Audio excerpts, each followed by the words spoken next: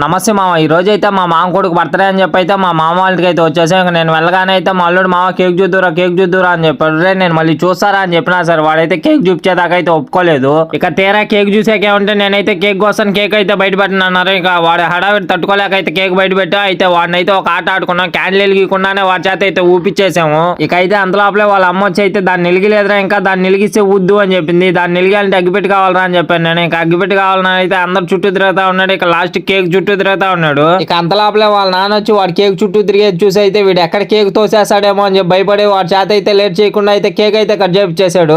అయితే కేక్ కోసాకైనా కుదురుగా ఉంటా అంటే వాడు కుదురుగా ఉండలేదు. నా చేతిలో ఉండే స్నో స్ప్రే కావాలని 2 సేపు అయితే ఏడ్చాడు. సరే అని వాడి చేతికి ఇచ్చే దాన్ని అయితే వత్తలేకపోయాడు. నేనైతే వాడు చేయి మీద వేసి అయితే వాడికే కొట్టేశాను. ఇక వేడిగా అయితే బిర్యానీ రెడీ అయిపోయింది. ఇక లేట్ లేకుండా అందరికైతే వడ్డిచ్చేసి నేను కూడా అయితే తినేసాను. ఎక్కడ తొందరగా బిర్యానీ అయిపోతుందో ఏమో అని. ఈ రోజు మ్యాటర్ అయితే అదన్నమాట. వీడియో కానీ నచ్చినట్లయితే లైక్ చేసి మన ఛానల్ సబ్స్క్రైబ్